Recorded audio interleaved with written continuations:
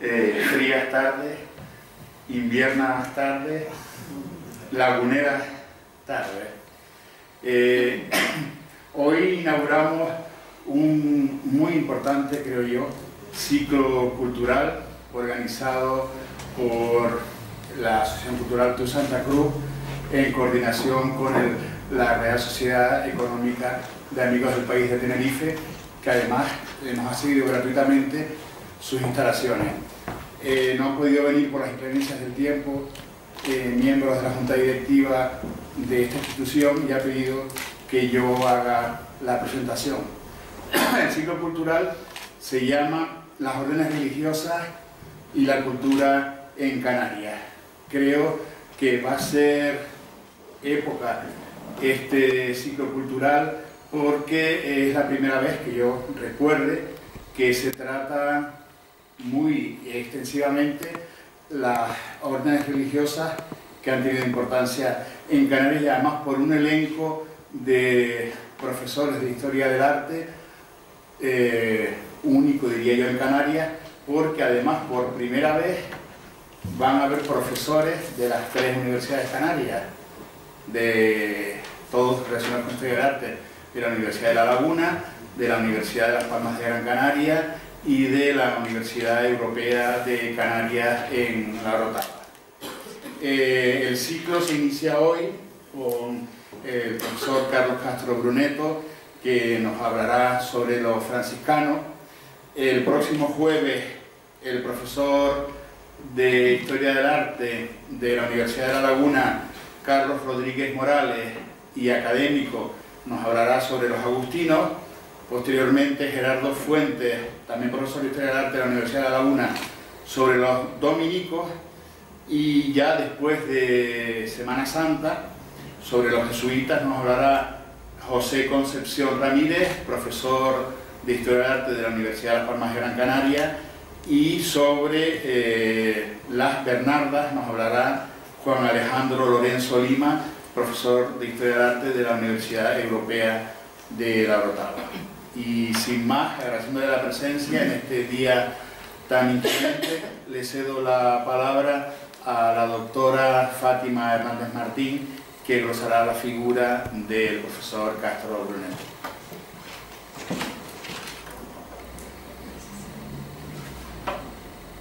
Se oye bien, ¿no? Muchísimas gracias, señor presidente de la Asociación Cultural Tu Santa Cruz, profesor Castro Bruneto, señoras y señores. Bueno, cuando se escuchan con atención las disertaciones del doctor Castro Bruneto, que es profesor titular de Historia del Arte de la Universidad de La Laguna, investigador del barroco con especialidad en España y Portugal, del arte de Brasil en todos sus periodos y un estudioso de la historia de la indumentaria y de la moda, cuando se oye hablar al presidente de la Alianza Francesa de Santa Cruz de Tenerife, bajo cuyo mandato y ahora culmina, se han prodigado las manifestaciones culturales francesas en Tenerife y Canarias en general, en forma de coloquios, conferencias, exposiciones, en las que el país galo ha estado muy presente de la mano de la historia, el arte, la moda, literatura, música y ciencia en el archipiélago.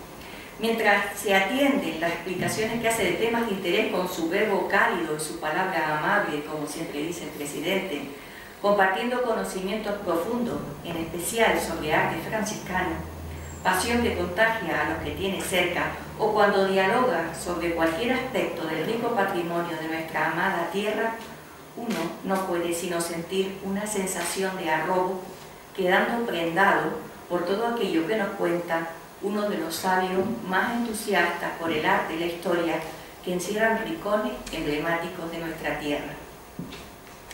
Hace años ya que conocemos a este caballero del saber estar y del buen hacer, que no duda en calzarse con comodidad para acompañarnos un sábado cualquiera de una jornada soleada a un grupo de gente curiosa por parques y jardines o recorrer kilómetros de sinuosas carreteras para llegar hasta una pequeña eremita ubicada lejos de nuestra curve, para explicar allí, con pasión inusitada, detalles desconocidos y anecdóticos de diminutas tablas religiosas, tal vez de maestros flamencos, desapercibidas en nuestra vida cotidiana por hallarse ocultas en arcaicas y acogedoras esquinas de capillas que huelen a incienso y a fervor.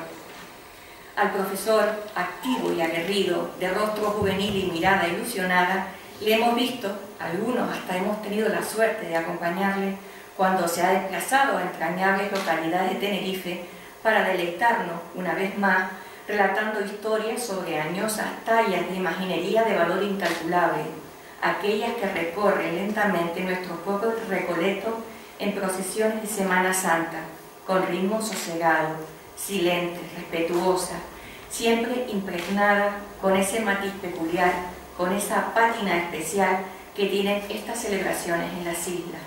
Es el mismo caballero que no se siente cansado cuando, junto al profesor Luis Pret, nuestro flamante Premio Canaria, a modo de dueto, sincronizado y armónico, enlazados en unión fecunda e inseparable, descubre para los profanos en estas obras artísticas ocultas en jardines apacibles, aunque en ocasiones vejadas por irresponsables enemigos de lo sublime, imbricadas con bellezas vegetales de nuestra tierra fértil. Un mano a mano que los que hemos tenido la oportunidad de disfrutar de estos paseos siempre nos parecen cortos cuando sabemos que llega la hora de la despedida. Todos aquellos que nos consideramos sus amigos, que hemos tenido la suerte de compartir cenas sencillas, aromáticas y suculentas, cocinadas con su mano diestra y el esmero que pone al gestarlas con tanto cariño, otra de sus aficiones, veladas seguidas de sobremesas donde la tertulia se decanta por lo más interesante de nuestra cultura, por temas variados donde la figura de Francisco, su ideario, la orden franciscana en general, las religiosas clarisas o la orden tercera han tenido un papel predominante por hallarse vinculados con la tradición y la naturaleza que amamos y sentimos de una forma especial. En esas tertulias hemos sentido no solo la calidez de su hogar, también el de la inmensidad de su corazón, que deja vislumbrar una de las personas más entrañables, exquisitas y afectuosas del panorama intelectual de nuestra región. Y como ya lo dice el refrán, de tal palo, tal astilla, habiendo tenido en la vida maestros que le han inculcado esa forma de ser tan especial, hablo de su familia, a la que se siente tan unido y a la que siempre ha prodigado tanto cariño y respeto, no es de extrañar que se haya modelado con una forma de ser tan cautivadora. Así que comprenderán, señoras y señores, que se hace muy difícil esbozar su figura siendo imparcial. Es muy difícil porque hablo desde lo más profundo de mi corazón, con la emoción que implica loar a nuestros amigos, a los que sabemos cercanos cuando los necesitamos. Por ello, desde la Asociación Cultural TU Santa Cruz, que organiza este evento sobre órdenes religiosas en Canarias, que quiere ser agradecida porque piensa que en su génesis ha sido bien nacida, junto con la Real Sociedad Económica de Amigos del País de Tenerife, en cuya sede nos encontramos con gran satisfacción, la Alianza Francesa o la Fundación DISA, que generosamente patrocina estos eventos, los miembros de la asociación, a la que desde sus inicios el profesor ha prodigado toda suerte de mimos y atenciones, traducido en colaboraciones, conferencias, presentaciones de eventos, de libros, horas de dedicación y reuniones, queremos escuchar una vez más su palabra, sabiendo que no es solo poseedor de talento, es sustento como cordón franciscano pletórico de nudo, de ilusión por una orden cercana y admirada por la calidez que emana su predicamento. Todos estamos orgullosos de compartir estos momentos y entusiastas. Sabemos que viene a hablarnos de los franciscanos que se convirtieron no solo en divulgadores de un modo de vida muy peculiar, humilde, en estrecha comunicación con natura, que ya predicase su fundador allá en el siglo XIII, el poverello de Asís, Francisco, sino en audaces transmisores de conocimiento extendido por el mundo, tanto otrora como en la actualidad, devociones religiosas en armonía con el saber de pueblos que han ido conociendo en el curso de su entrega a los demás. Los franciscanos han conseguido que veamos en ellos aliados en lo espiritual y una referencia conocida en lo visual, además de realizar misiones ante los más necesitados, indígenas, esclavos, pobres y enfermos, de todos los continentes. Su obra incluye también la naturaleza en todo el amplio sentido del término, la actitud del hombre hacia la tierra, el sol, firmamento, el agua, animales, las flores, los bosques. Recordemos algunas de las hermosas palabras. Alabado sea el Señor por la hermana, nuestra madre tierra, nos sustenta, gobierna y produce diversos frutos con coloridas flores y hierbas, unas palabras de amor, de gestos de unión, protección y defensa de gea, flora y fauna, que para todos aquellos que estudiamos y amamos el medio natural, representa que su misión, la orden franciscana de humildad, entrega y trabajo, diríase que hoy en día está más vigente que nunca. Muchas gracias, profesor.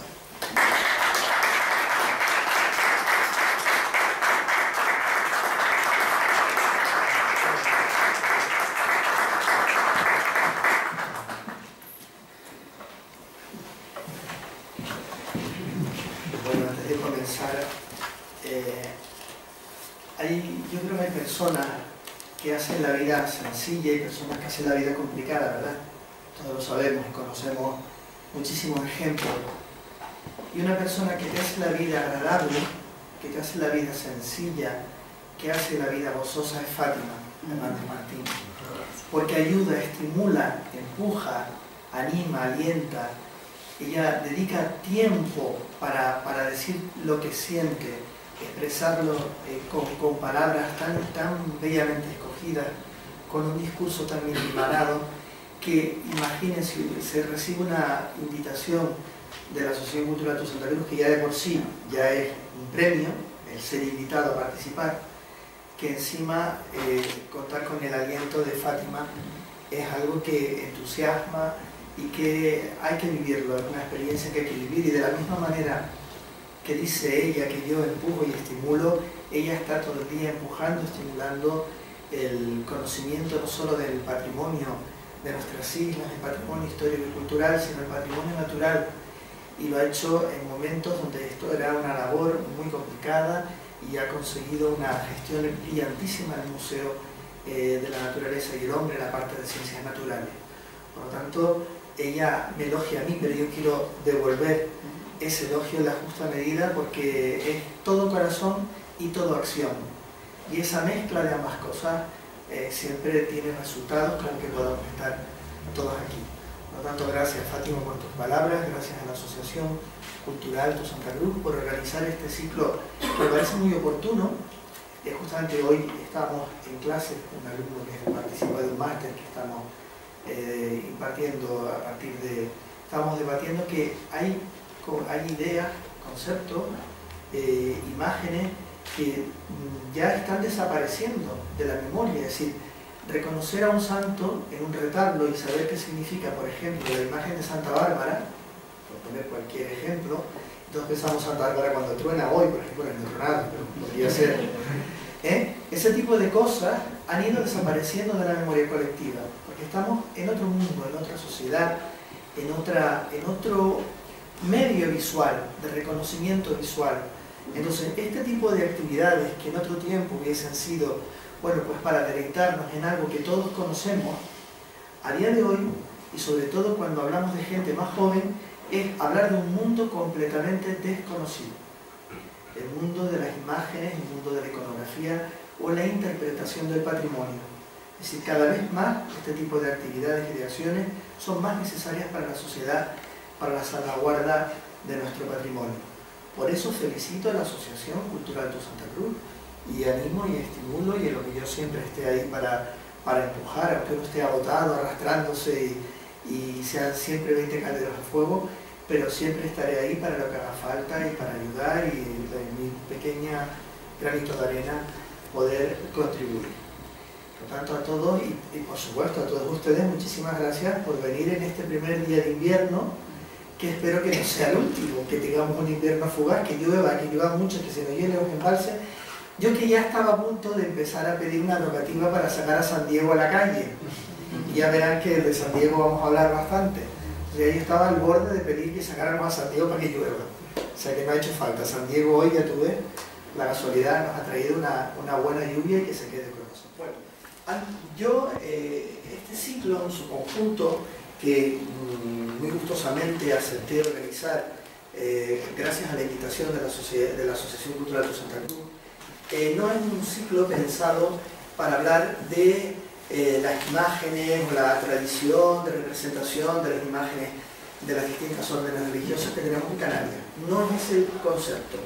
es hablar de qué huella, de qué herencia cultural han dejado cada una de las órdenes religiosas en nuestra identidad. Ese es el objetivo.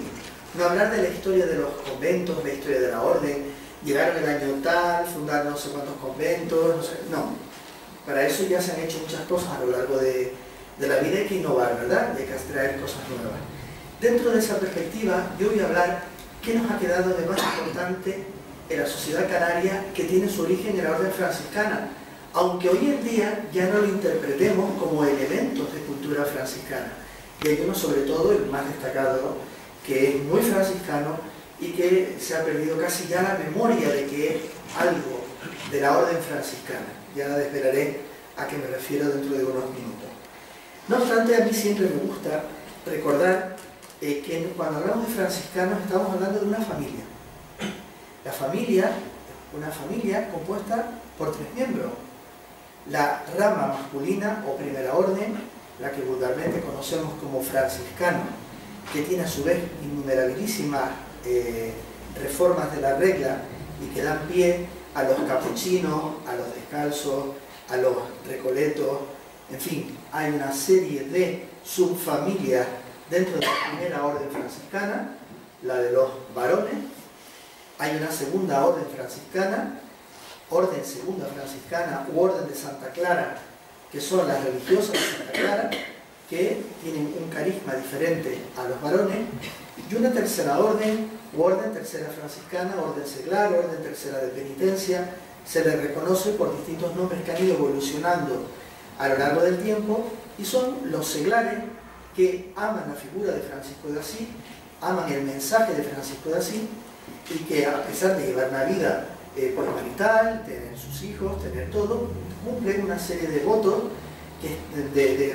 para sentirse miembros de la familia franciscana. Por eso Francisco de Asís inventó un sistema, el primer sistema de asociacionismo absolutamente transversal de la historia en el siglo XIII, porque esa manera de asociarse permitía que desde el rey hasta el último de los mendigos todos fueran familia franciscana, es decir, familia de Cristo. Con lo cual, Francisco de Asís y luego Domingo de Guzmán en España llegaron a construir una auténtica revolución de la ruptura de la sociedad por estrato, que sin embargo la sociedad civil no se rompió hasta llegar en la teoría a la Revolución Francesa de 1789 y en la práctica hasta el siglo XX. Eso que nosotros, los sistemas democráticos y de participación de toda la sociedad en las decisiones, es algo que hemos visto de facto, o sea, produciéndose en realidad en la sociedad civil, casi en el siglo XX, ya en el siglo XIII lo había impulsado Francisco de Asís dentro de la familia franciscana. Lleva 700 años de ventaja, que es mucho. Por eso cuando hablamos de los franciscanos, esa es la primera cuestión que tenemos que plantearnos, que él estructura una sociedad donde toda la sociedad participa del hecho franciscano, participa de los principios de San Francisco de Asís y participa de una cierta unidad. De una manera muy breve, me voy a referir a las 3 órdenes. No voy a meterme en ellos, sino simplemente recordar que Francisco de Asís, 1181, 1226, y canonizado solo 2 años después, 1228, fue un reconocimiento tal en la sociedad italiana de que había santidad en aquel hombre, que se canonizó en 2 años. Esto es algo subversónico, sobre todo en el siglo XIII, sin medios de comunicación, nada que se pueda parecer a la cultura contemporánea. Y sin embargo, ¿qué fama tendría Francisco de Asís? No solo por la acción, siempre es la teoría de los milagros, hacer milagros, no. Es la acción lo que hacía Francisco y el ejemplo que daba, que la propia Iglesia no le quedó otra que reconocer a San Francisco de Asís como santo en 2 años, que es una cifra récord. Y detrás de ese récord de cifra de 2 años, yo lo que insisto es en qué mensaje, cómo sería él. O sea, es que eso es lo que nos impone. Cómo debió de ser su ejemplo y su vida para que una sociedad entera, saltándose todas las barreras y todos los límites de las luchas de clase y de luchas de poder que había dentro de la propia Iglesia, aceptasen su santidad, aceptasen su mensaje. Francisco de Asís se le conoció, y sobre todo la imagen que se divulgó de él, a partir de un momento, de un arrebato místico en el monte Alberna, en que se le aparece Cristo en forma de serafín, una de las dignidades angelicales en las que Dios se manifiesta, una de sus formas angelicales, con 6 alas, y le imprime los célebres estigmas, los estigmas de la crucifixión de Cristo, que si nos atenemos realmente a las fuentes históricas y los contrastes y contrastes que se hicieron, fueron reales. Lo digo porque hay muchos santos que tienen fama de haber tenido estigmas. El único caso comprobado en todo lo que podemos comprobarlo es el de Francisco de Asís, que yo recuerdo en este instante, al 100%, y en todos los testimonios decían una y otra vez, repetían lo mismo, incluidos los abogados del diablo en la causa de su canonización. Con lo cual, la representación recibiendo los estigmas es la más frecuente, sobre todo en el mundo medieval. Sin embargo, en el caso de Canarias, aquí se prodigó otra forma de interpretación de Francisco de Asís que está... ¡Oh! Perdón, que me apoyé en el atril, así lo tiro todo. Otra forma de representación completamente novedosa, que realmente surgió a finales del siglo XV, y se extendió sobre todo gracias al impulso del Concilio de Trento, que es San Francisco mirando el crucifijo. El crucifijo no es que lo esté mirando así de una manera arrobada, no, es un espejo. La imagen que le cuando Francisco mira al crucifijo es porque él quiere imitar a Cristo. Y él mira al crucifijo porque quiere imitar a Cristo. Y cuando el crucifijo está mirando a su vez a Francisco, está viendo a su mejor, digamos, seguidor nacido en carne humana. Es un planteamiento deductivo del fervor y del mejor continuador del espíritu de Jesucristo, que es Francisco de Asís, y por eso es como un juego de espejo. Si en vez de poner, claro, no se podía poner un espejo, porque entonces Francisco se ve a sí mismo, pero al poner el crucifijo es como si se mirase en el espejo. Pero Cristo también se mira en el espejo que Francisco, de tal manera que habrá un planteamiento, una teoría que se generalizará, y es que Francisco es el alter Christus, el otro Cristo, o el Cristo nacido hombre, nacido en pecado y muerto en pecado. Pero es como él es como si se interpretase como si fuese una dignidad superior al propio hombre, pero por su camino de esfuerzo, su camino de santidad. Y esto es lo que se predicará desde todos los púlpitos, desde prácticamente el siglo XIII, pero con mucha más intensidad, desde el siglo XVI, y a partir de la Contrarreforma, donde se dice que la imagen es buena porque refuerza los contenidos de carácter verbales que se transmiten en los sermones o a partir de la lectura de la vida de los santos. Que la imagen es útil, es buena, y se llega a la conclusión de que Francisco es el alter Cristo. Y seguir a Francisco, y lo que Francisco dice, en realidad no es seguir a Francisco, es seguir al mismísimo Cristo, porque él es un nuevo Cristo. No, por Dios, estoy diciendo algo que me ha quedado herético, pero sí su mejor representación en carne humana, ¿no? Es en ese sentido en el que me refiero. Esta era la imagen que tenemos bellísima en la Orden Tercera, la capilla de la Venerable Orden Tercera de Santa Cruz de la Palma, que si no la conocen se lo recomiendo, es una capillita preciosa, cuando vayan a La Palma para que la vean. Y este es el tema medieval que no tuvo tanta fortuna aquí en Canarias y que lo vemos a San Francisco, acompañado del hermano León, en el momento en que Cristo, en forma de serafín, se le aparece y le va a impregnar de los estigmas, que es el sello de Cristo, el más auténtico y fue un deseo específico de Cristo demostrarlo. Lo vemos aquí en una pintura muy de segunda fila en cuanto a calidad. Estaba hasta hace no demasiados años en un lugar terrorífico, en una escalera del convento de las Claras. Hoy en día ya está en el Museo de la Religiosa, de aquí del convento de San Juan Bautista de la Laguna, que debo ser yo de los pocos que lo sigue llamando convento de San Juan Bautista, pero es la iglesia conventual de la Clarisa de San Juan Bautista. No es demasiado bueno este cuadro, pero lo que me importa ahora mismo no es la calidad de la obra, finales del 18, sino el mensaje que proviene del mundo medieval y que tenemos en el convento de las Claras. 3 familias. ¿Cuál es la otra familia? La segunda, la de las mujeres, Santa Clara de Asís. Clara de Fetuccio, que había nacido un poquito después de Francisco, debieron ser amigos, conocerse, bueno, Asís era un pueblo pequeño, sigue siendo un pueblo pequeño hoy, sí, bueno, con el predominio de la basílica, etc., pero sigue siendo una ciudad pequeña. Asís era un pequeño pueblecillo en el siglo XII, cuando ellos nacieron, cuando eran niñas, comienzo ya del siglo XIII, y Clara estaba enamorada de Cristo y estaba enamorada del mensaje que transmitía Francisco. Y Clara quería ser como Francisco, pero Clara tenía un problema. Ya saben cuál, era mujer. ¿Y cómo se puede seguir el mensaje de Francisco? ¿Cómo se puede siendo mujer? Porque las mujeres... bueno, a todas estas, perdón, salté una cosa fundamental. Francisco, antes de llegar a Clara, Francisco decidió que iba a fundar la orden de los franciscanos, pero Francisco decidió que él no quería ser como todas las órdenes que existían, órdenes que se recogían, que oraban, pedían a Dios desde el punto de vista de lo que se llamaba entonces la oración mental, pedían en fin, oraban por la humanidad, etcétera, etcétera. Él quería algo más. Por supuesto, orar a Dios, dedicar la liturgia de las horas, en fin, todo lo que es común a todas las órdenes religiosas. Pero él quería más. Él quería tocar al pueblo.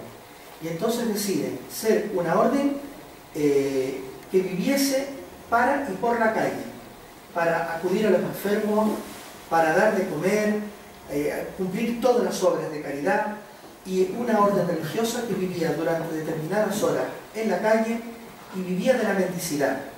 La mendicidad, no hace falta que lo explique, no es sentarse a pedir, sino que por caridad los demás habitantes de la ciudad de la misma orden se acercaban al convento y daban lo que podían, a cambio de, no a cambio en el sentido de que no lo hacían por interés obviamente, sino que si recibían comida, recibían sustento, la orden vivía, y si no, pues no pasaba absolutamente nada. Pero ellos sí salían a curar enfermos, a acompañar, si tenían una labor, lo que hoy en día llamaríamos asistencial.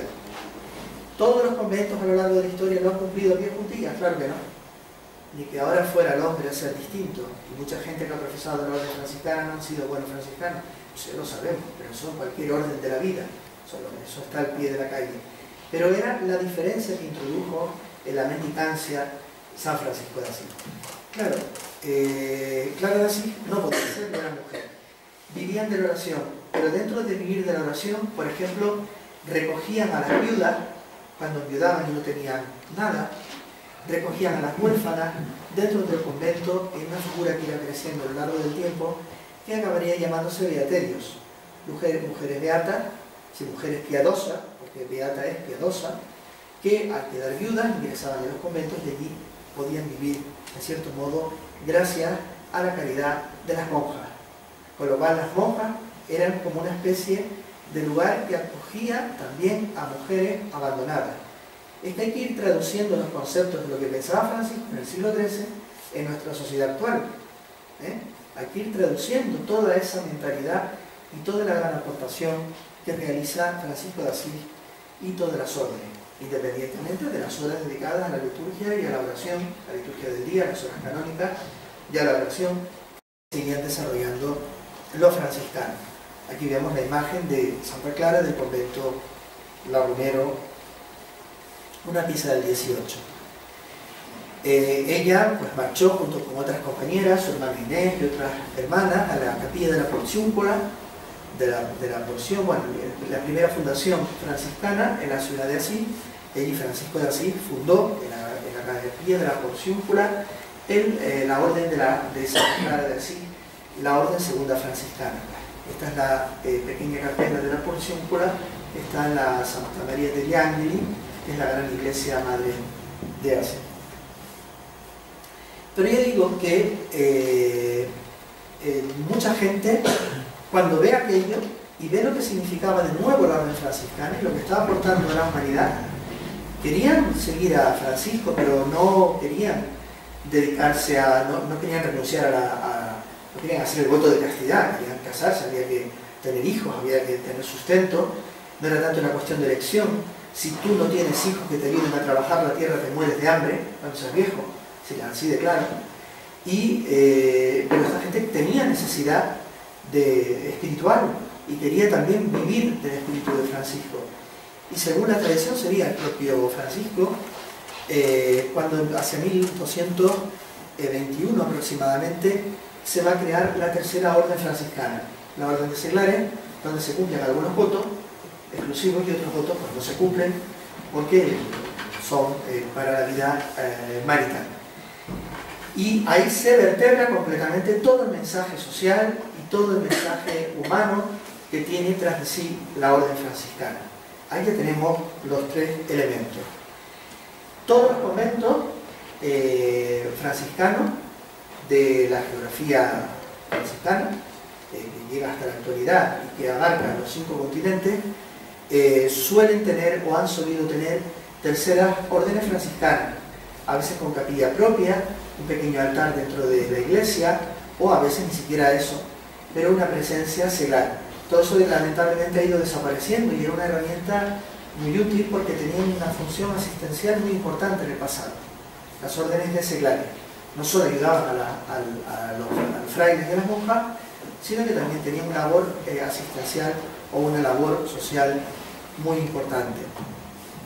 Caso del convento de San Miguel de la Victoria, de la Laguna, vulgo San Francisco, y hoy más tardíamente llamado Santuario de Cristo, que contó con una hermandad de terciarios para colaborar en la extensión de los beneficios de la regla y de la vida seráfica. El seráfico es alusivo a la orden, a veces hablamos de la orden seráfica, porque la orden seráfica es la franciscana, porque Cristo se apareció a Francisco en forma de serafín, de ahí que se le llame orden seráfica a la orden franciscana.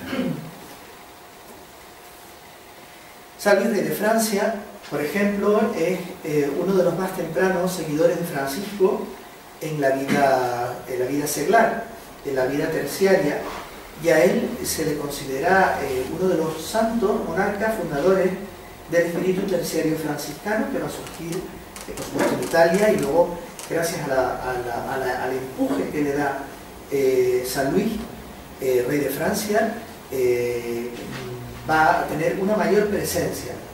Es decir, la orden tercera van a ingresar campesinos que dejan la sala analfabetos y van a vivir votos de la orden franciscana, y también reyes.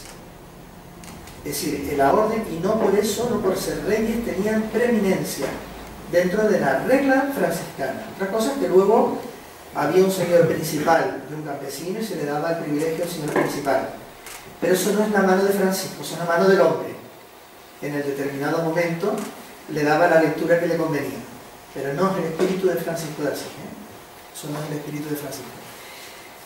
Yo le doy mucha importancia a San Luis de Francia. Por ejemplo, cuando participa en la 11ª cruzada en Tierra Santa, según la tradición trae las reliquias de la crucifixión de Cristo, trae la corona de espina, una parte de la lanza, los clavos, y las deposita en una pequeña capilla entonces que se encuentra en L'Île de la Cité, donde está la catedral de Notre Dame, al otro, muy cerquita de Notre Dame, y que desde entonces empezaría a llamarse la Sainte-Chapelle, la Santa Capilla de París, para la veneración de las reliquias. Y fue un centro no solo para la exposición de las santas reliquias de Cristo, de la crucifixión, sino que además era un centro divulgador del pensamiento y el espíritu franciscano. Hoy en día, cuando nosotros vamos a la Sainte-Chapelle, lo que vamos a ver básicamente son las vidrieras. Supongo que muchos han estado en la Sainte-Chapelle, han visto las vidrieras, y todos vemos las vidrieras, y alguno más que se preocupa y tiene más interés sabe lo de las reliquias, conoce la historia de las reliquias, pero lo esencial es que aquello fue un centro irradiador del pensamiento franciscano y de la devoción franciscana en París. Yo sí, cuando voy a la Sainte-Chapelle, digo, esto es un centro franciscano que hemos olvidado en nuestra memoria, porque solo vemos las maravillosísimas vidrieras de los siglos XIII y XIV que se exhiben en la Sainte-Chapelle. Aquí traigo una imagen muy popular, a mí me encanta, un poquito repintada, bastante, que estaba en el convento de San Luis Obispo de Granadilla, donde ahí está el Ayuntamiento de Granadilla, pero que la imagen pasó a la parroquia del entonces caserío, hoy en día ya es todo continuación, de Granadilla, del Charco del Pino, y que perteneció al convento. Bien, hecha esa introducción general a la importancia de la orden y la multiplicidad de la orden y esas tres cabezas de la orden franciscana, nos venimos a Canarias. Los franciscanos tenían, porque está en el espíritu de Francisco, una misión, la de llevar el Evangelio. No solo era una labor asistencial, es decir, el ejercicio, la puesta en práctica de las obras de caridad, sino también la idea de evangelización. Hay que llevar el Evangelio, pero no es llevar la espada e imponer el Evangelio, es llevar el Evangelio. Los franciscanos tenían un especial gusto por ir a tierras donde todavía no había presencia de armas cristianas, sino ellos llegaban primero y si los mataban, pues ellos encantados ser mártires. Y hay una larguísima historia de mártires, por ejemplo, franciscanos, en el norte de África, donde van a predicar el Evangelio. Ya es una África musulmana. Estamos en el siglo XIII, siglo XIV, estamos en los conflictos por la posesión de los territorios del norte de África y los pequeños reyesuelos del norte de África queriendo establecer sus pequeños reinos, saliendo de un sistema prácticamente tribal, eso sí, islamizado. Pues bien, en ese contexto hay que situar la venida a Canarias. Cuando los franciscanos vienen a Canarias y fundan el primer convento, del que queda constancia en el año 1413, esto había una etapa de señorío, una etapa señorial, la etapa que inicia el nombre de Betancourt y los condes de Niebla, más adelante en el tiempo, etc.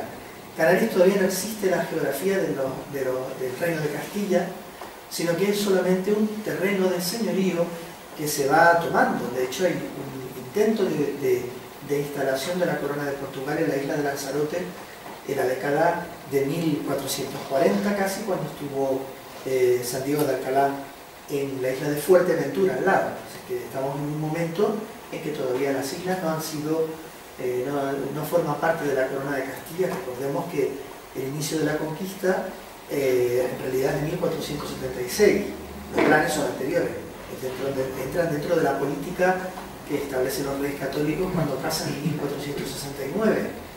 La conquista de la práctica es 1476, cuando se inicia hasta la conquista de Gran Canaria, pero hasta entonces ya había presencia franciscana sujeta a ataques de berbería que eran muy frecuentes en las aguas de Canarias.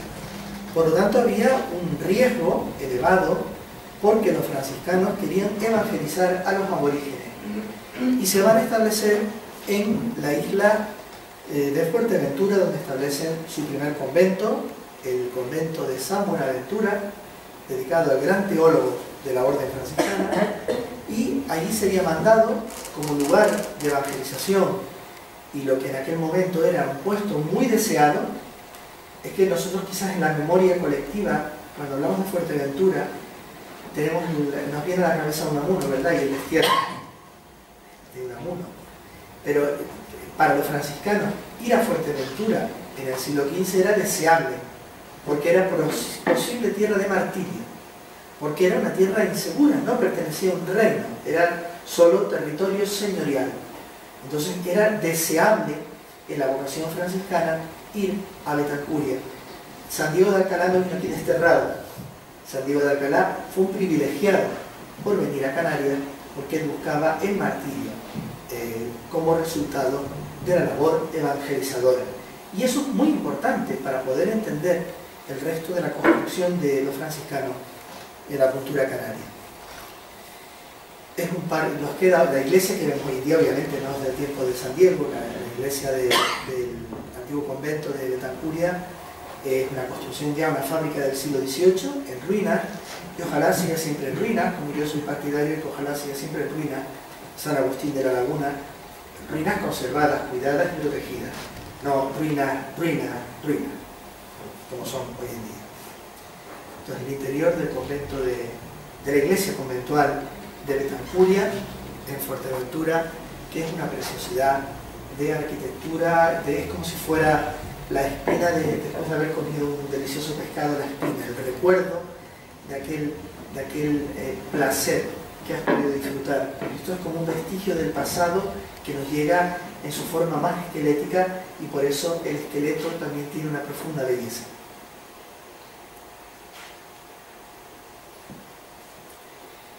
Pues bien, San Diego de Alcalá, que había nacido en 1400 y fallece en 1463, fue fraile del convento de San Buenaventura en Betancuria, entre los años 1441 y 1449.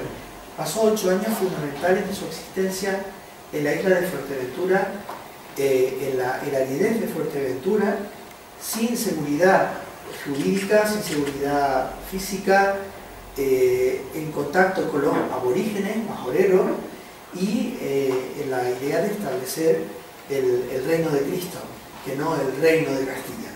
Son conceptos que nosotros en estas figuras debemos de separar. En otras figuras no, A ver, que no estoy diciendo yo que todos los franciscanos fueron buenos y maravillosos, y ha habido de todo. Debido a su paso por Canarias, que fue registrado por todos los agiógrafos, los redactores de la Vida de los Santos, pasó a quedar claramente relacionado con Canarias, y cuando se produjo su canonización en 1558, en pleno desarrollo del Concilio de Trento, y se vio en San Diego de Alcalá las mejores virtudes de un santo de la Iglesia renovada, de un santo evangelizador, de un santo pacificador que va a establecer el imperio de Cristo, etcétera, etcétera, etcétera. Aquí lo vemos en una obra maravillosa, espléndida, que pertenece a una pieza sevillana hacia 1600, yo siempre la veo un poquito posterior, pero bueno, en la iglesia de San Francisco, en Santa Cruz de la Palma. El año 1522, aquellos conventos que ya se habían fundado varios en Canarias, no sé si están aquí,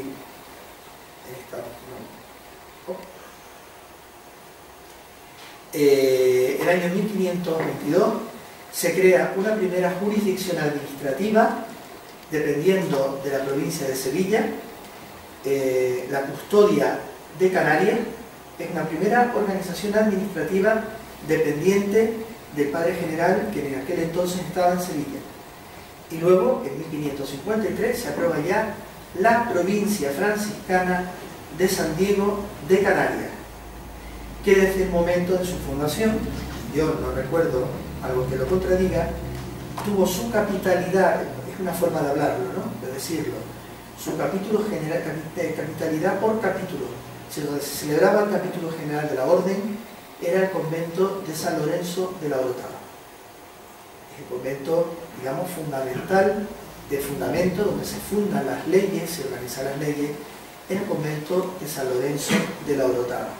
A pesar de que había conventos más antiguos, como el convento de San Francisco, dedicado a San Francisco de Asís, de las Palmas de Gran Canaria, el convento de San Miguel de las Victorias de la Laguna. Sin embargo, la capitalidad va a pasar a la Orotava.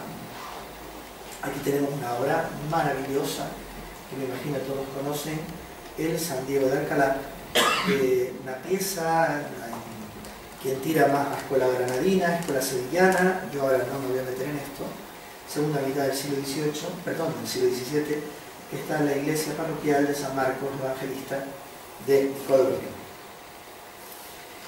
Pues bien, ¿cuál es? Ya vamos acercándonos a lo canario. ¿Cuál es la característica principal de San Diego? San Diego, según todos los escritos geográficos, saben que agiografía, una palabra griega, agio, santidad, grafos, escribir sobre los santos. Es una literatura, es un género literario específico, las agiografías. Las agiografías cuentan un poco la vida del santo. Lo que pasa es que a partir de la Edad Media todos los santos hacen milagros y el milagro de uno vale para otro santo. Con lo cual, desde la veracidad de los hechos, a veces las geografías no son una fuente demasiado fiable. Pero bueno, no vamos a eso, vamos a la imagen que se construye. Y es que San Diego de Alcalá tenía un amor extraordinario al madero, a la cruz, a la Santa Cruz. Santiago de Alcalá es un hombre del siglo XV. En el siglo XV, donde se está produciendo, sobre todo en España, en el Reino de Castilla, la expulsión de los musulmanes, que va a concluir de una manera gloriosa el día 2 de enero de 1492 con la toma del Reino de Granada y la inclusión de Granada a las tierras de Castilla, va a tener varias devociones que consideran las devociones propias del reinado de Isabel y de Fernando. Por ejemplo, San Juan Evangelista, que conocemos por el símbolo del águila desplegada, que se encuentra abrigando el escudo de los reinos de Castilla y luego de Aragón, que luego va a ser reutilizada esa imagen del evangelista, de San Juan Evangelista durante el franquismo, por ejemplo, la iconografía franquista que retoma la iconografía de los reyes católicos. Va a tener a San Juan Evangelista, repito, va a tener como al gran último profeta San Juan Bautista como protagonista, pero va a tener a la Santa Cruz. Y quizás Canarias es uno de los territorios donde más podemos percibir con claridad la devoción a la Santa Cruz. Creo que haya que explicar nada a ese respecto. Con lo cual, San Diego encajaba perfectamente en las devociones propulsadas por la Corona de Castilla y en el siglo XVI aceptadas por el Concilio de Trento. Es decir, la presencia de la cruz o llevar como símbolo la cruz. La iconografía de Santiago de Alcalá se va a desarrollar en torno a la cruz, portando la cruz, y según los testimonios de la geografía, en Fuerteventura, una de las principales aficiones, dicho así, de las principales características de San Diego es que le gustaba cargar una cruz, como Cristo cargó el madero, desde Betancuria hasta la costa y volvía, o en dirección a lo que sería el centro de la isla, incluso hacia dirección al lado este de la isla de Fuerteventura, donde hoy en día estaría más o menos Puerto del Rosario. Es decir, ese sería lo que aparece en la geografía. Yo no digo, no tengo nada para dudarlo, pero tampoco nada para afirmarlo, son geografías. Lo cierto es que lo que quedó para la eternidad es el gusto de Santiago de Alcalá por la cruz. Aquí lo vemos en una pintura lateral, un retablo en la iglesia de la Asunción de San Sebastián de la Lagunera.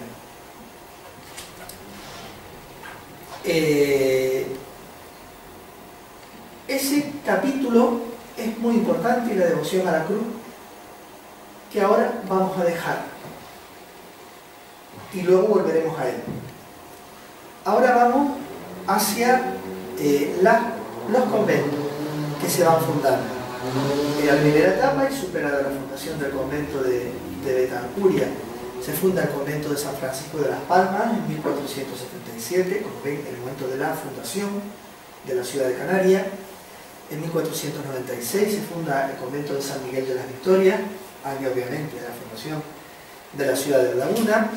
En 1493 es el convento de Nuestra Señora de la Concepción de Santa Cruz de la Palma, es el año que se funda Santa Cruz de la Palma. Sí, con fundación viene franciscano. Más tarde aparecen los conventos de la Orotava, de Galdar, Garachico, y así hasta que en el año 1680 se funda el último convento de varones, que es el convento luego el más brillante, que fue el convento de San Pedro de Alcántara, de Santa Cruz de Tenerife, lo que hoy en día es San Francisco de Santa Cruz, que es el que tiene un mejor repertorio franciscano, probablemente uno de los mejores repertorios franciscanos de Canarias. No porque fuera mejor per se, sino porque los demás se perdieron. El de Las Palmas prácticamente desapareció, de La Laguna mejor no hablar, bueno, La Palma, La Palma sí que tiene muy buena parte de su patrimonio, y algunos otros.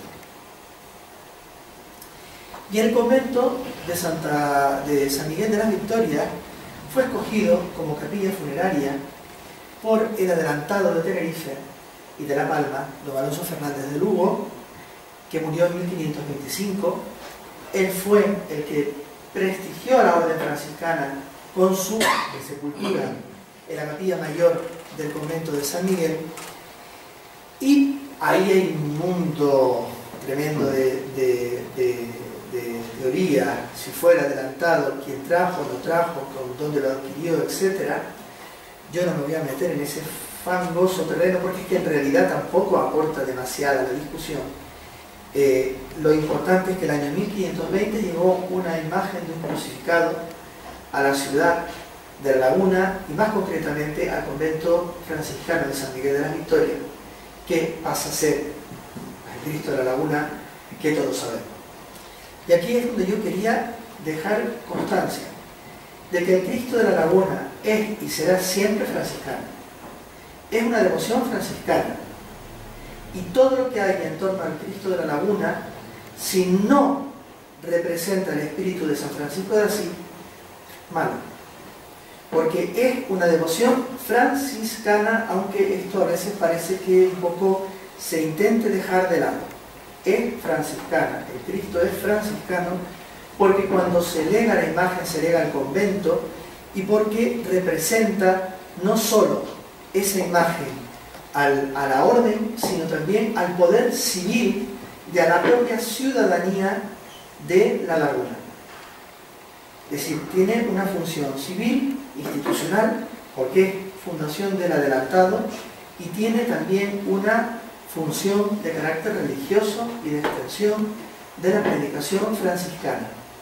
En este sentido yo quiero poner ese elemento, porque la primera cuestión verdaderamente franciscana de Canarias, única e indiscutible, es el Cristo de la Laguna.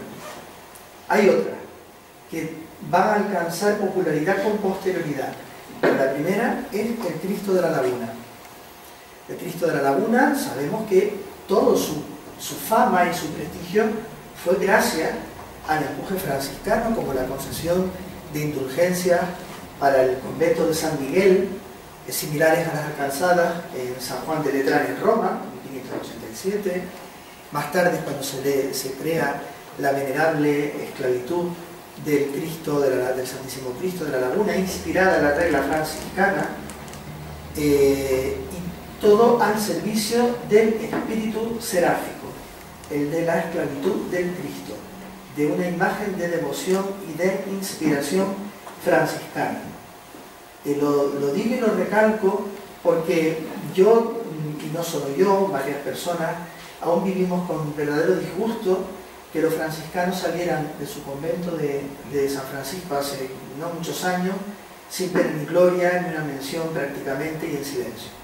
Y se fue la institución no solo religiosa, sino cultural más antigua de La Laguna, la Orden Franciscana.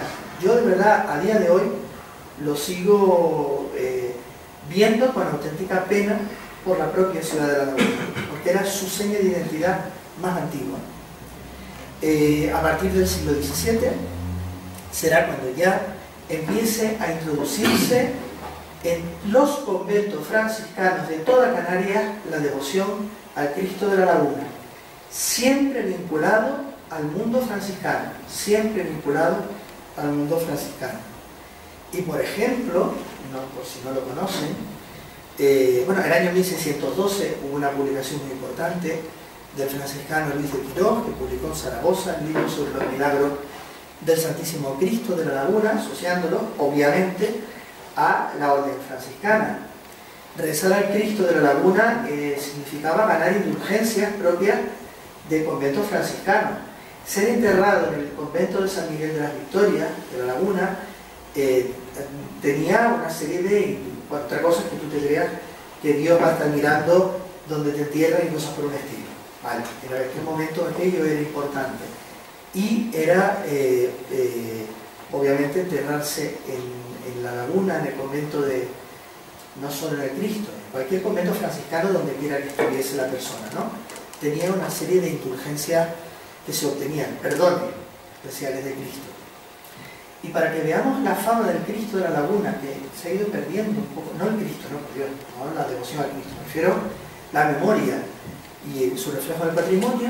Aquí les traigo, por ejemplo, el retablo de ánima de la iglesia de los Remedios de Yaiza, el Lanzarote, que está coronado. Aquí traigo, aquí, en el ático, en la parte superior del cuadro de ánimas de la iglesia parroquial de Yaiza, una imagen del Cristo de la Laguna. Y lo mismo que hablo de Yaiza, el Lanzarote, podría hablar de muchísimos sitios de esculturas pequeñitas, por ejemplo La Palma, muchísimas, por supuesto por todo Tenerife, y no solo en conventos franciscanos, en conventos de otras órdenes está presente el Cristo de la Laguna. Pero cada vez que se vea el Cristo de la Laguna es como el crucifijo que mira Francisco de Asís. Y es que esa memoria la hemos perdido hoy. ¿Recuerdas cuando antes hablaba de la memoria y cosas que hay que recuperar en la actualidad? Pues es ese valor del Cristo como primera devoción franciscana. Para mí la obra cumbre de la canariedad en la relación con la orden franciscana es este cuadro, y cuando yo lo vi por primera vez casi me caigo de espaldas porque me pareció precioso. El cuadro que no se le daba ningún valor, hoy en día está muy bien conservado en el Museo de las Claras, que es la escena mística de la Porciúncula, que está recogido en la vida de Santa Clara, la llamada Florecilla de Santa Clara. Y es que en un momento dado visita, en la Porciúncula no, en San Damián, disculpen, lapsus ahí en la presentación. Una noche visita San Francisco de Asís a Santa Clara para hablar de cuestiones de carácter espiritual y de organización de la regla de la vida franciscana. Y entonces, tal ardor espiritual había en la celda donde estaban reunidos, que proyectaba, según la vida de Santa Clara de Asís, salía un haz de luz muy potente. Y los vecinos de Asís pensaban que se había prendido fuego el convento. Entonces acudió muchísima gente con cubos de agua para apagar las llamaradas, y cuando accedieron a la celda estaba llena de resplandor mientras los dos hablaban y comían. Es la cena en el convento de San Damián, disculpen que pone la Porciúncula. Y cuando el pintor que hizo anónimamente esta obra en el siglo XVIII pinta la cena en el convento de San Damián, los rayos de fuego que salen es el Espíritu Santo, obviamente, que es el que está presidiendo la reunión, lo hacen al pie de la imagen franciscana de Cristo. Sí, ese Cristo en el que se mira Francisco, ¿cuál es? El Cristo de la Laguna, que es la devoción franciscana por excelencia de Canarias. Y ahí lo tenemos en este cuadro maravilloso que está hoy en día en el convento de las Claras. Y luego hay una naturaleza muerta, preciosa, profundamente barroca, digna de un estudio pormenorizado en el uso de la cerámica, probablemente sevillanas, etc. Bueno, eso es harina de otro costal. Eso lo dejo yo a otros historiadores del arte, a lo mejor presentes en la sala. Quizá un poquito más que no me hacen caso, pero bueno, ya me hacen caso. Bien, y siguiendo con la identidad canaria, hay un personaje que últimamente ha tenido un poquito de momento de gloria, pero poquitos momentos de gloria ha tenido en su vida, que se llama Fray Juan de Jesús. Espero que muchos hayan oído hablar de Fray Juan de Jesús, y los que no, pues les hablo yo un poquito. Fray Juan de Jesús era un hombre analfabeto, natural de Codo de los Pinos, nació en el año 1615, que quiso, por su piedad, ingresar en la orden franciscana. Bueno, él era torero, ya les digo, un hombre de una educación social y cultural mínima. Por cuestiones familiares se trasladó al puerto de la Orotava, que era el nombre que tenía entonces el puerto de la Cruz, y allí decidió profesar en el convento de San Juan Bautista como hermano lego.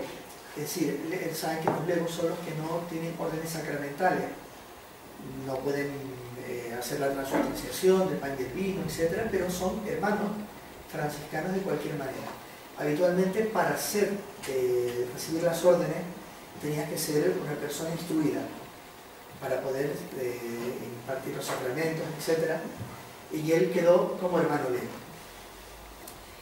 Ya estando en el puerto de la Cruz, empezó a ser famoso por su santidad, su fama de santidad, y siguiendo inspirado por el santo patrono de la provincia de San Diego de Canarias, decide llevar la cruz consigo como símbolo de su pertenencia a la provincia de San Diego. Es decir, asume la cruz, cargar la cruz como su padre San Diego, el patrono de la provincia, decide manifestar el uso de la cruz y la devoción a la cruz de cualquier cristiano, no es propiedad de nadie. Pero digo, el hacer gala de la cruz y destacar la cruz y predicar la devoción a la Santa Cruz, que ya incluso está un poquito de otro tiempo, es uno de los elementos que va a retomar Fray Juan de Jesús.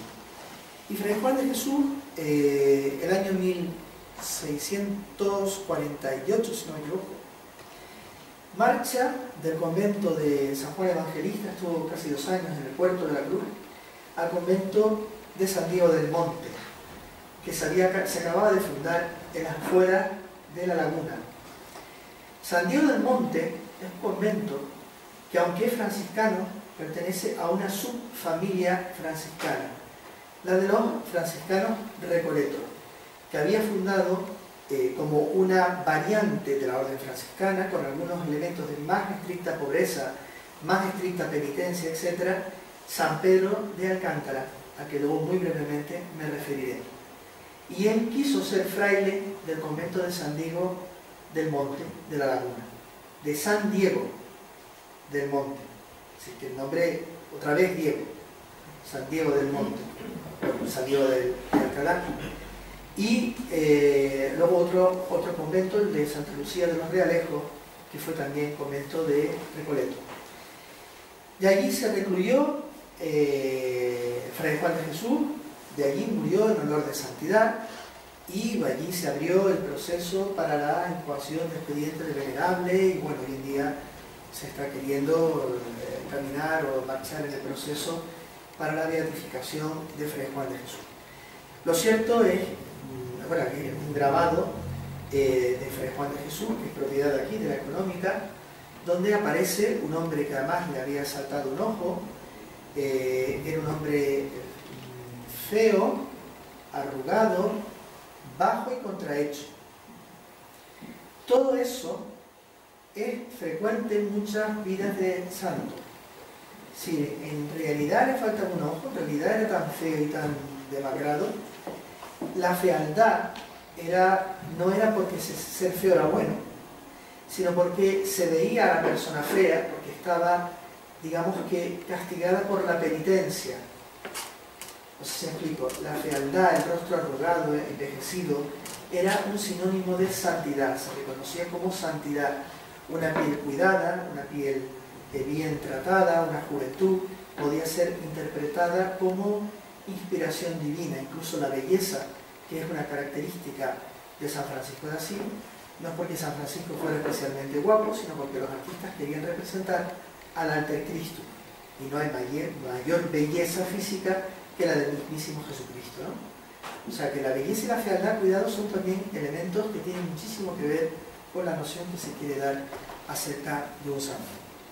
Pues bien, la vida de Fray Juan de Jesús fue redactada por otro fraile franciscano, Fray Andrés de Abreu, que había profesado también en la orden franciscana. Él era de la Orotava, si no me equivoco, de la Orotava, había profesado en San Lorenzo de la Orotava, convento de San Lorenzo, y durante unos años estuvo compartiendo el convento de San Diego del Monte con Fray Juan de Jesús. Allí lo conoció y redactó su vida, que se publicó como Vida del Venerable Siervo de Dios Fray Juan de Jesús el año 1701 en Madrid. Ha tenido una reedición hace 2 años que se presentó en el Cabildo. Abreu fue también el confesor de otra figura importantísima de la devoción religiosa canaria, Sor María de Jesús, la siervita dominica. Es decir, que todo está relacionado, todo guarda una relación muy estrecha. Y aquí vemos un retrato mortuorio hecho a Fray Juan de Jesús, anónimo, bueno, hay atribuciones, pero repito que no entro en eso, hacia el año 1777, que se encuentra en la ermita de las Angustias en Ecuador. Pues aquí vemos a un Alter Diego. Si teníamos un Alter Cristo, el Alter Diego, que va a pasar al mundo canario como una imagen de la canariedad, que Fray Juan de Jesús, casi imitador de San Diego de Alcalá y la devoción a la cruz. Y esto enlaza obviamente con lo que antes hablaba de la historia de San Diego, Fuerteventura, etcétera, etcétera, etcétera. Pero es que para rematarlo, tenemos el celebérrimo cuadro, que como pintura es una pintura muy popular, pero que se encuentra después de la desclaustración y demás, acabó en la ermita de los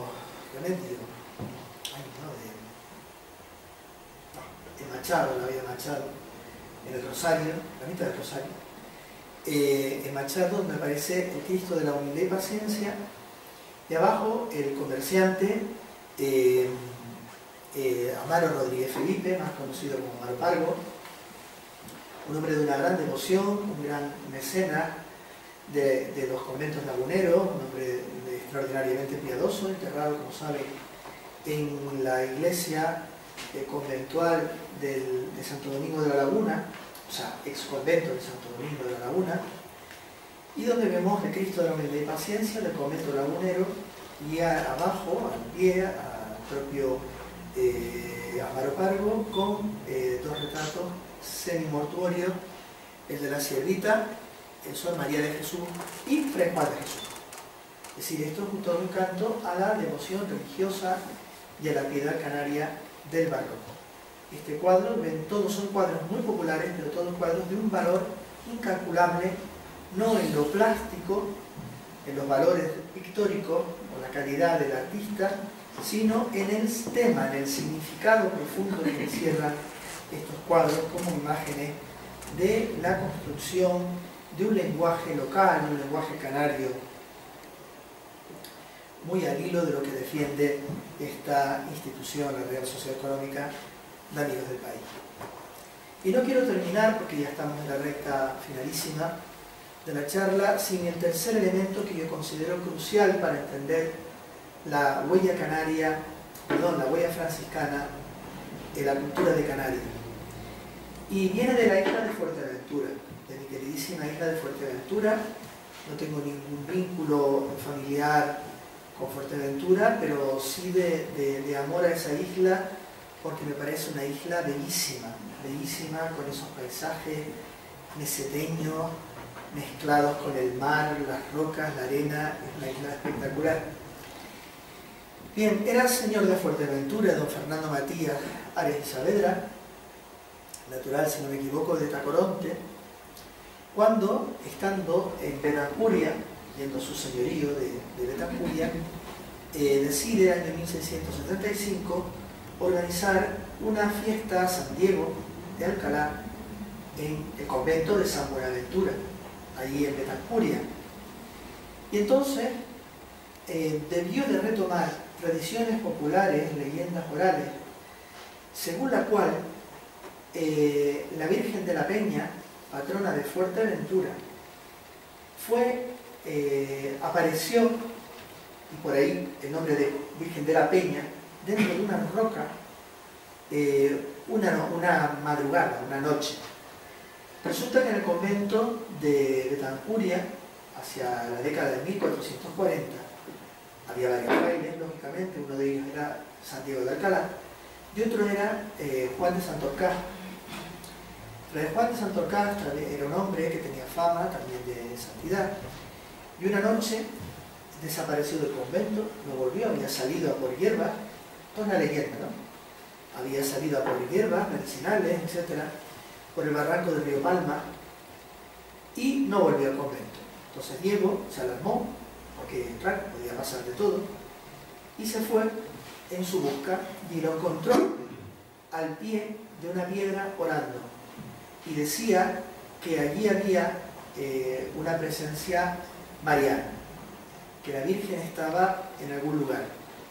Entonces San Diego volvió con unos hombres, fue a buscarlo, de Betancuria, y volvieron para ver si encontraban. Y mientras Fray Juan de Santorcaz seguía orando, entonces cuando llegaron hubo un gran resplandor, siempre hay un resplandor, y en ese momento San Diego señaló con el dedo y dijo: aquí, escábese aquí.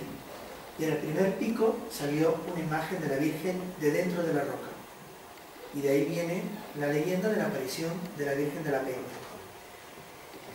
Toda esta historia preciosa se publicó en el año 1700 en Madrid, en un texto anónimo titulado Diálogo histórico de la aparición de estos títulos de 5 líneas.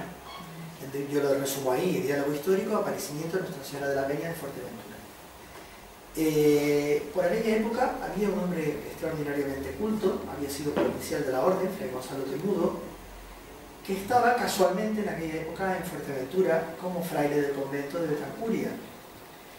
Aunque la obra es anónima, aparece publicada en Madrid como anónima, yo me dejo también en afirmar que el autor fue Fray Gonzalo Temudo, porque era el hombre más culto que había en aquel momento, en aquel convento, y luego había sido provincial de la orden franciscana, un hombre extraordinariamente culto en aquel momento.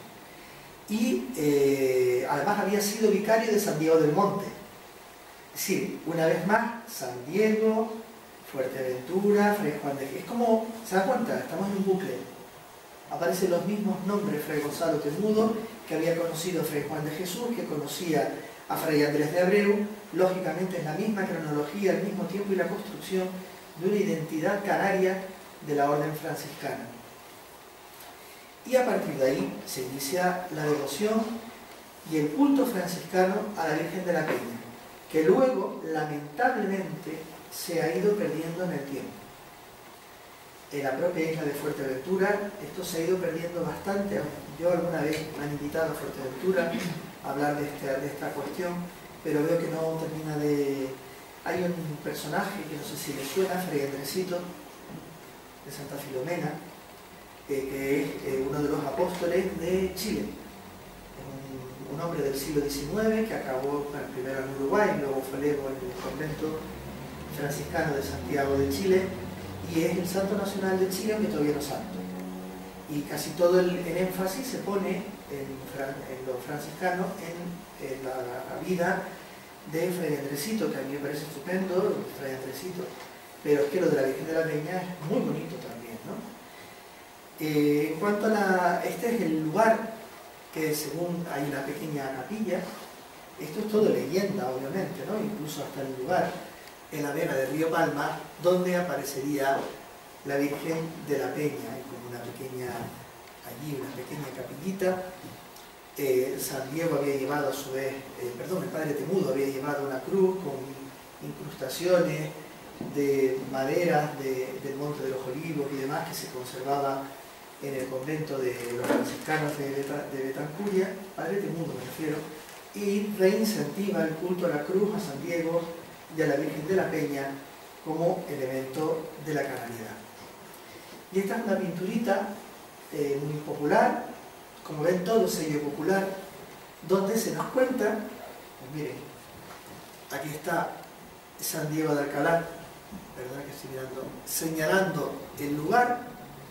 Aquí tenemos arrodillado a Fray Juan de Santorcán, contemplando a la Virgen de la Peña, perfectamente retratada, y estos son, aquí San Diego, y estos son franciscanos, los hombres, ¿no?, que fueron a tallar en la piel, este es San Diego de Alcalá, y este es otro fraile que está señalando la escena, con una intensidad barroca, desde luego, inusitada. De este cuadro luego se hicieron dos copias, esta es la del museo esta es la original, vamos a decirlo así, del Museo de Arte Sacro de Betancuria, y luego hay la ermita de Río Palma y otra más, ya no me acuerdo dónde, la iglesia de Betancuria, la iglesia de Santa María de Betancuria. Son pinturas, bueno, la original esta es hacia 1800 más o menos, y las otras son copias ya del siglo XX. Pero que narran muy bonita toda la historia y toda la leyenda franciscana de la aparición de la Virgen de la Peña. Lamento, no tengo fotos recientes del interior. Este es otro lugar muy bonito allí en muy bonito allí en Betancuria, junto a las ruinas del convento que antes les enseñé. Está la capilla, lo que llaman la cuevecita de San Diego, que según la tradición popular era donde había una cueva junto al convento, donde San Diego se retira ahora, y allí se levantó una iglesia, incluso tiene hasta un arco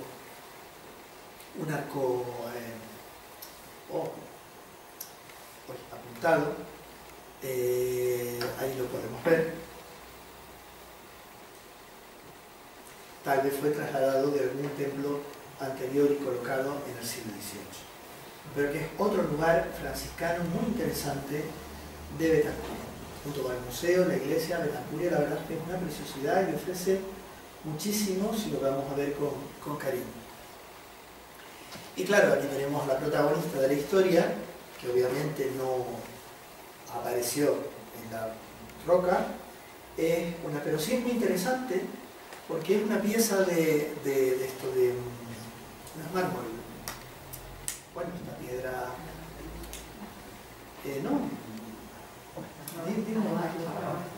alabastro, gracias, no me salía, en alabastro, que muy probablemente es una pieza inglesa de la escuela de Nottingham en Inglaterra, del siglo XV, un poco décadas antes de Enrique VIII declarar la iglesia anglicana.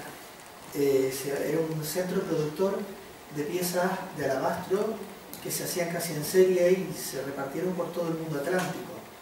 En el País Vasco hay muchas, en Galicia, en Portugal y por supuesto en Canarias hay piezas de alabastro inglesas preciosas de la escuela de Nottingham y de alguna manera llegó a la isla de Fuerteventura y allí se conservó este alabastro bellísimo, muy popular, de factura popular, de la Virgen de la Peña de Fuerteventura.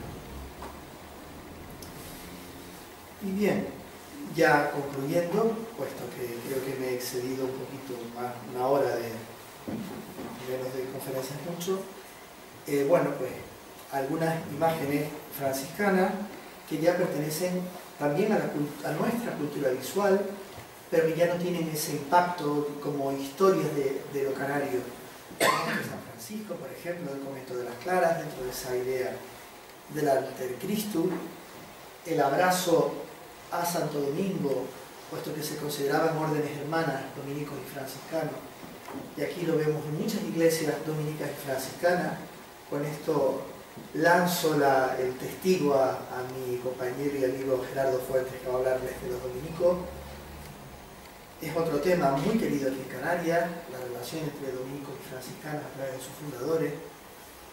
Como no mencionar a San Antonio de Padua, el santo popular por excelencia, transversal a todo el mundo católico, que a mí me llama la atención que mucha gente, cuando habla de yo hablo de San Antonio y los franciscanos, dice que tiene que ver San Antonio con los franciscanos, porque tiene tanta fuerza San Antonio que mucha gente no sabe que era franciscano, pero muchísima gente devota ignora que era, pero no porque no quieran verlo como franciscano, sino porque lo extraen del mundo franciscano como si tuviera vida propia, ¿no? Al margen de la orden. Es muy gracioso ese tipo de testimonio, que además tuvo en Canarias una fuerza muy intensa por el vínculo de portugueses. San Antonio, recordemos que no era de Padua, era de Lisboa, era portugués, y los portugueses lo tienen como su bandera nacional, casi su santo y seña es San Antonio.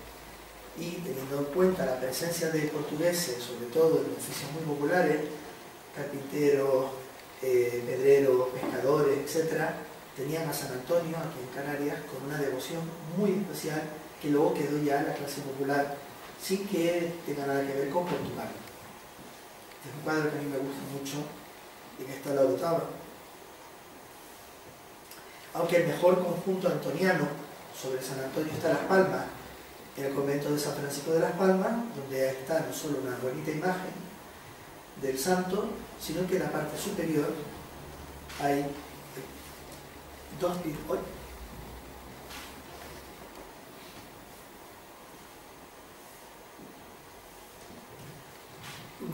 pinturas que relatan los milagros de la vida de San Antonio de Padua. Ya no me extiendo, aquí están. Ya no me extiendo contándoles la historia de la burra de Guedolino, de Toulouse, una cuestión, no me voy a extender porque les voy a cansar más de lo debido.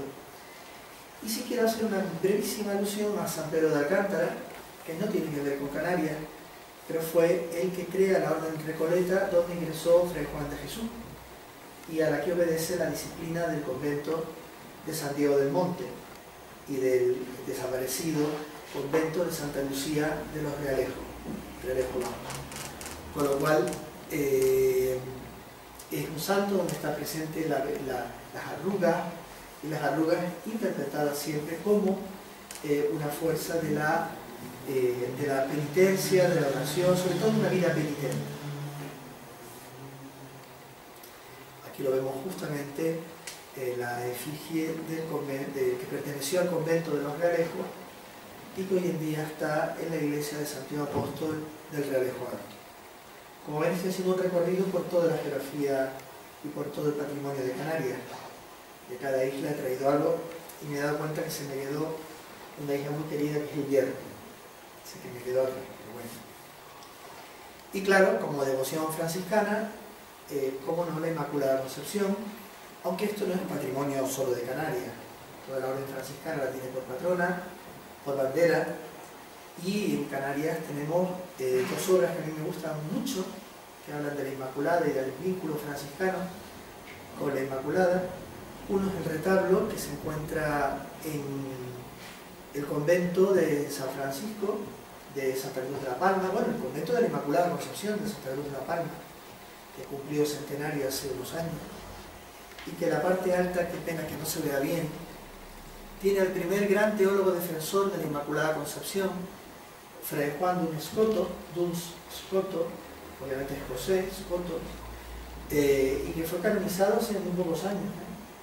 Sí, cuando yo hice mi tesis sobre los franciscanos en el año 93, todavía Fray Juan, creo que, no sé si era beato, fue un proceso muy reciente, o la beatificación fue antigua y la canonización reciente, no me acuerdo.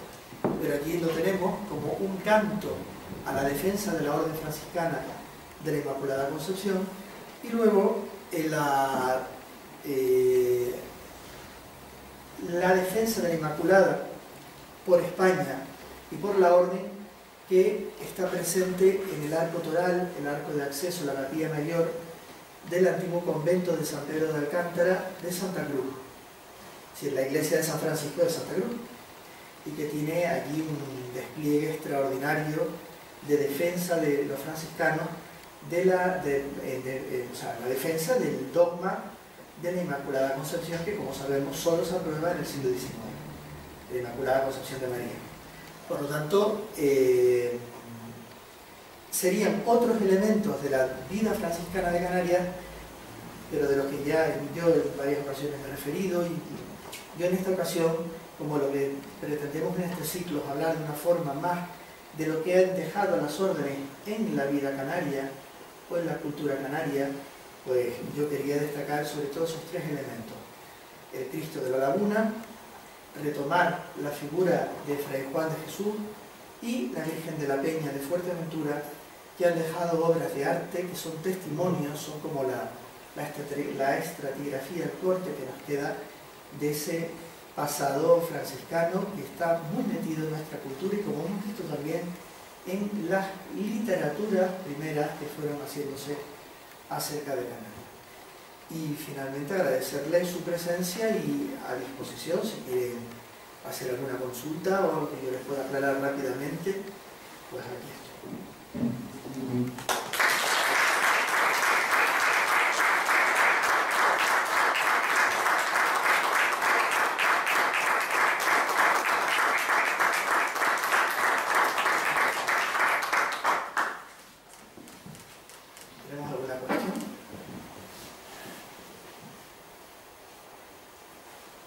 La cuestión es que nos vamos a cenar, ¿verdad? Pues nada, muchísimas gracias a todos.